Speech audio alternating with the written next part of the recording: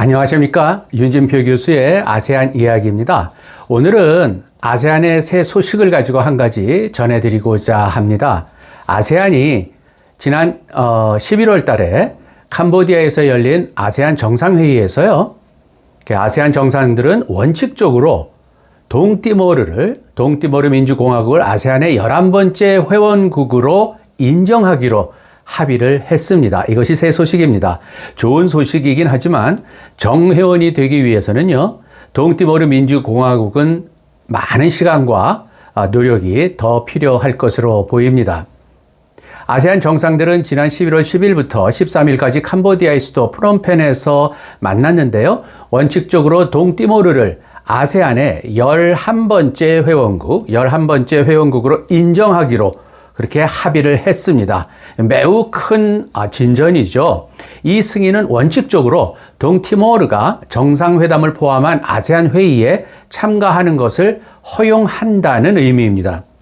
아세안에 가입하려는 동티모르 정부의 오랜 꿈이 실현된 셈이죠. 그런데요, 아세안 회원국들은 아세안에 가입하는 목표를 달성하기 위한 동티모르의 능력에 앞으로도 많은 게 달려 있다는 묘한 단서를 달아놨습니다. 아세안 정상회의 산하에 조정위원회가 있거든요. 그 조정위원회는 동티모르의 아세안 가입 로드맵을 준비해서 2023년도 인도네시아에서 열리는 아세안 정상회의에서 승인을 받을 예정입니다.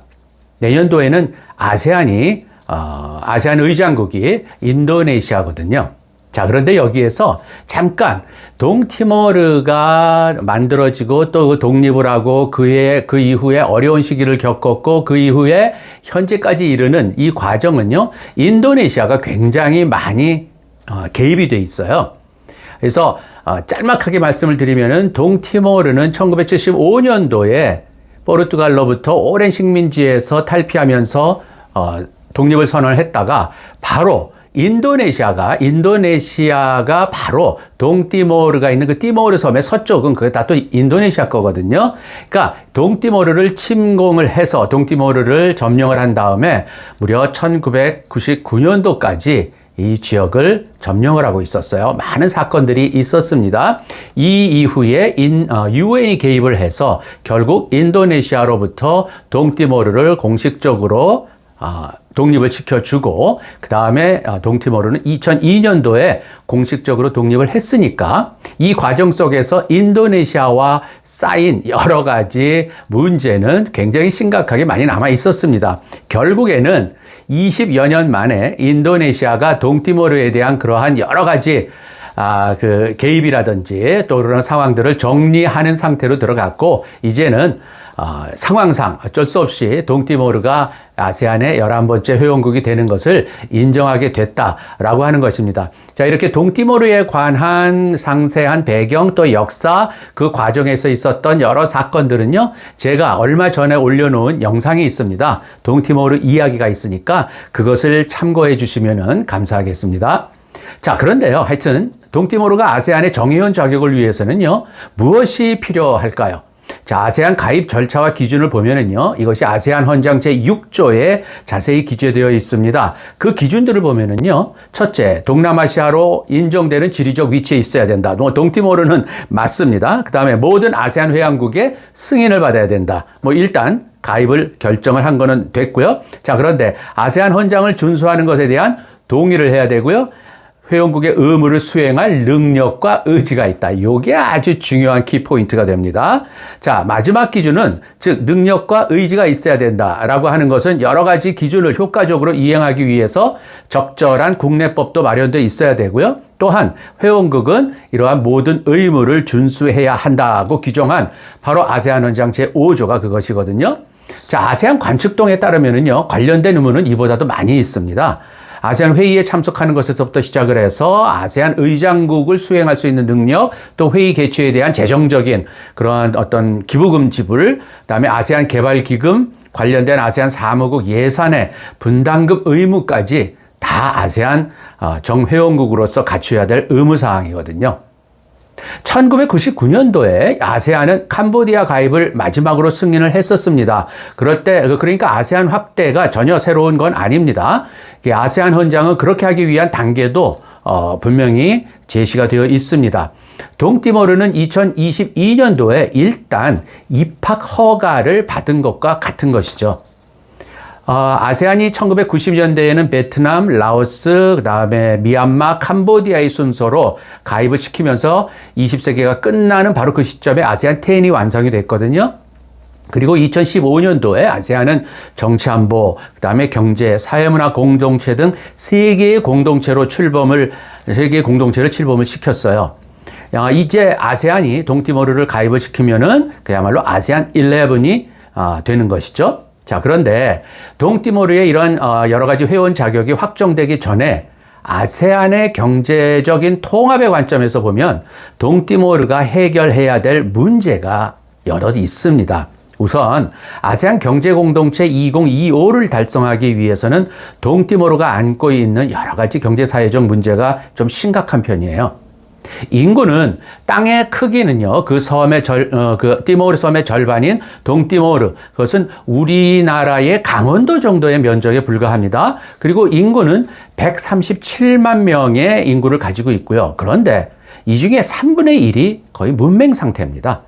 그리고 2021년 GDP를 보면은 19억 6천만 달러에 불과하고요. 1인당 GDP죠. 이것은 1,450달러로서요. GDP도 아세안에서 가장 작고요. 그 다음에 미얀마의 가장 그 낮은 소득을 가지고 있는 미얀마보다도 오히려 1인당 국민 소득이 낮은 아세안에서 가장 가난한 국가가 되고 마는 것입니다. 청년 실업률은요, 더 악화가 돼 있어서 최근에 보면은 25세에서 39세 인구의 거의 절반, 43%가 실업 상태에 놓여 있습니다. 경제는 거의 원유 채굴을 통한 수입에 주로 의존하고요. 정부 지출도 거의 여기 석유 수입에 의존하고 있습니다. 그나마, 동티모르와 가까운 것이 바로 건너편의 호주 대륙이거든요. 그 사이에, 그러니까 해저에서 유전이 발굴이 되는 것인데요. 그러한 석유 수입을 제외하고는 동티모르가 가지고 있는 경제적 자원이라든지 이런 것들은 거의 없습니다. 석유 수입을 보면 2005년부터 21년까지 석유 수익은 230억 달러였고요. 이 중에 130억 달러가 공공지출에 사용이 됐습니다. 동티모르의 현재 정부가 라모스 오르타 정부거든요. 올해에 대통령에 당선이 된 라모스 오르타가 정부를 이끌고 있는데요. 석유에서 소위 비석유 경제로 국가를 이끌기 위해서 노력은 하고 있지만 이 석유 기금도 조만간 고갈될 수 있는 가능성이 높습니다. 공공재정에서 이렇게 고갈되게 되면은 공공재정에 부정적인 영향을 미치게 되고 금융적인 불안정 상태를 더 증가시키고 이에 따라서 아세안의 활동과 관련된 비용이나 분담금을 동티모르가 부담할 수 있는 능력은 더더욱 감소가 되는 것이죠. 동티모르 정부가 석유 자원의 의존도를 감소시키기 위해서는요, 상대적으로 관광업이라든지 제조업이라든지 이런 분야들에 대한 여러 가지 대안적인 연구를 하고 있습니다만은 또한 신임 라모스 오르타 정부는 이런 재정 지출 방식에 있어서도 여러 가지 신중한 검토도 해야 될 필요가 있습니다. 우선은 경제 성장을 하려면은요, 민간 부분에 활력을 불어넣어야 되는데 이를 위해서는 아무래도 내적인 조건이 워낙 좋지가 않으니까 외국인의 직접 투자를 유치하는 것이죠. 국가는 기업이 활동하기 쉽게 규칙과 규정이라든지 법 같은 것을 정비를 해야 되겠고요. 예컨대 인허가 승인 조건이라든지 그런 것들을 단축해주고 또 거기에 관련된 외국인 투자에 대한 세금이나 인센티브를 제공하는 여러 가지 방식들을 적극적으로 도입을 해야 될 겁니다.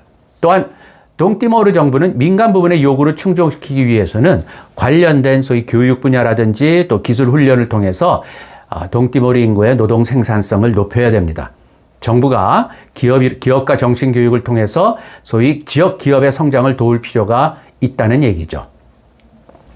그리고 정부는 앞으로 석유 수입이 줄 것에 대비를 해서 재정적자 위험을 줄이기 위한 새로운 조세 정책 또는 공공지출 삭감을 통해서 손실을 방지하는 그러한 방안을 모색해 나가야 될 것입니다. 동티모르의 경제 구조는 아세안의 11번째 회원국이 되기 위한 노력과 동시에 시행되어야 됩니다. 그리고 아세안은 2025년까지 아세안 경제 공동체라는 목표를 달성하기 위해서도 가능한 한 새로운 회원국을 여러 면에서 도와줘야 되겠죠. 아세안이 동티모르의 모든 문제를 해결해야 된다는 건 아니지만요. 최소한의 효과적인 지원을 해줘야 될 필요가 있다는 것이 저의 생각입니다. 오늘은 동티모르가 아세안에 가입하게 되는 것을 아세안 회원국들이 공식적으로 원칙적으로 인정을 해 주었다라는 소식을 전달해 드리면서 여기서 끝내도록 하겠습니다. 들어주신 여러분 감사합니다.